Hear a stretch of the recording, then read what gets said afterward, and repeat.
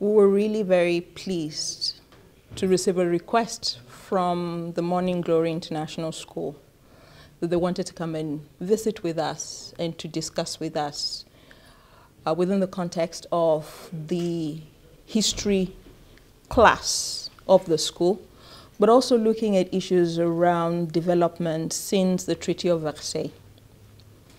So for us, the key thing that we engaged the students on was to first help them have a clear understanding of what the ILO is, what we do globally, how we're structured, how old we are, and our key achievements, not only globally, but also within the continent. And some of the key things that I found resonated with the students was the fact that the ILO is the oldest UN organization, established around the same time with the Treaty of Versailles. We've been in existence since 1919, and we have, over the years, continued to be relevant. And our relevance has been recognized through different media and in different forms, including the award of the Nobel Peace Prize in 1969.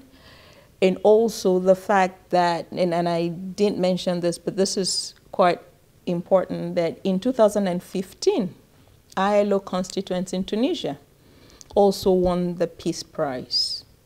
But beyond that, the transformations that we've seen in the world of work since 1919 around issues of health insurance, around issues of no to child labor, around issues relating no to forced labor, to employment, to minimum wage, to maternity protection.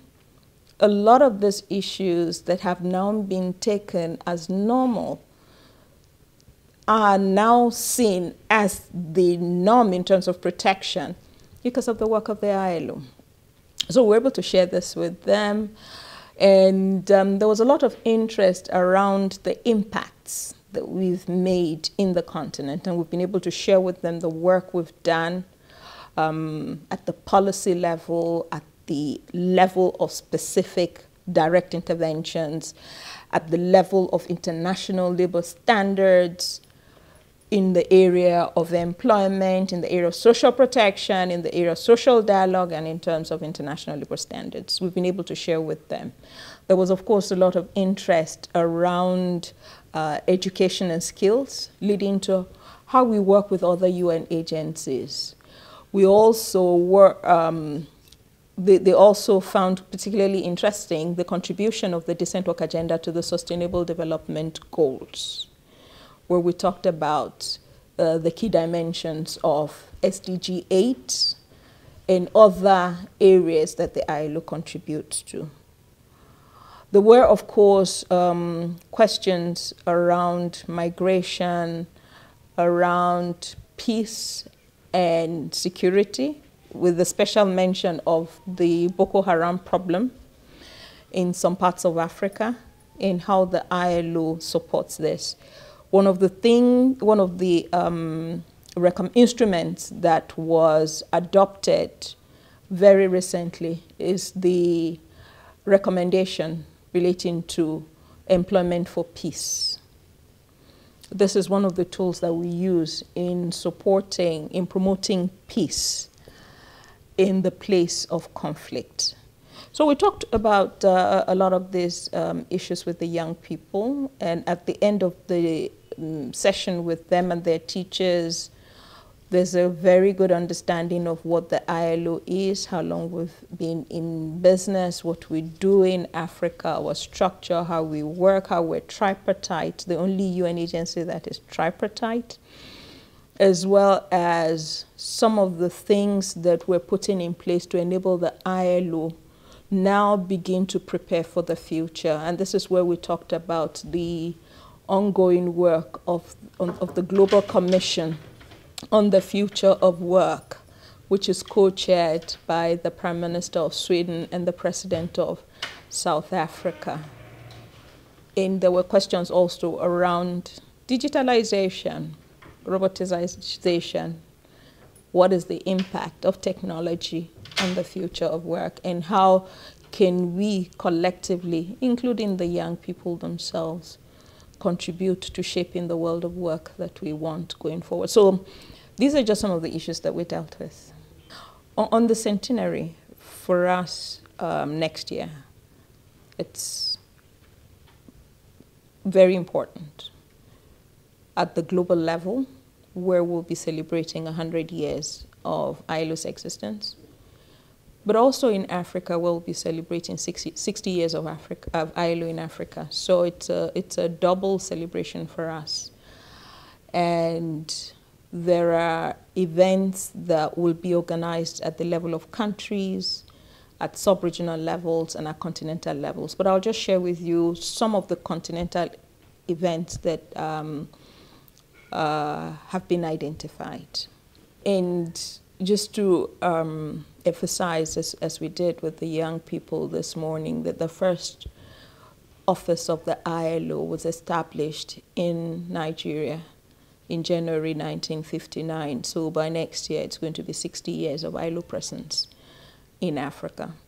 So what are the key events scheduled at the continental level to celebrate the centenary and the 60th anniversary of the ILO in Africa? The first one is scheduled to take place in February next year. And this is where we would launch the report of the Global Commission in the continent.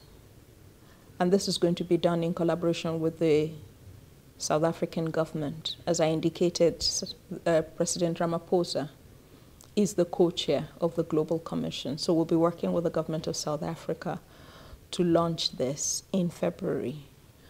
And it will be a follow-up to the launch, the global launch on the 22nd of January. So at the global level, the launch is on the 22nd of January, but the launch in Africa will be in February, and it will be with the government of South Africa. The second continental initiative that we have to celebrate the centenary is with the African Union. And this will be within the context of the STC, the Specialized Technical Committee on Social Development, Labor and Employment. And it will be held in April in close collaboration with the African Union. And this is where you have ministers of labor, ministers responsible for social development from all the countries in Africa, as well as the workers and the employers together to celebrate the 100 years of existence, but also to discuss on the way forward in terms of the future of work. A third one is closely linked to the topmost priority of Africa today, and this is youth employment. So we would, working very closely with all our partners, be organizing a forum on youth employment to look at what has been done, the contribution of the ILO, but more importantly, within the context of the future of work, and taking into consideration the demographics of the continent. It's a young continent. It's a continent that the population is increasing. How do we optimize the demographic dividends by promoting decent work for young people? So there's going to be a forum, and this is scheduled for July, August, and it is scheduled to take place in Nigeria, which is the country that hosted the first ILO office in Africa.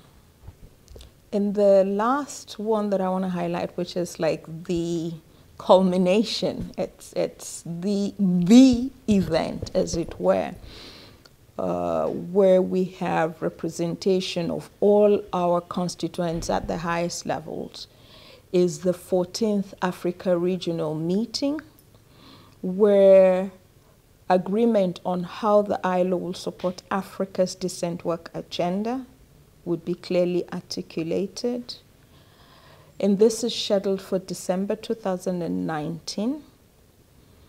It's a regional meeting that takes place every 4 years. The last one was in Addis Ababa in 2015.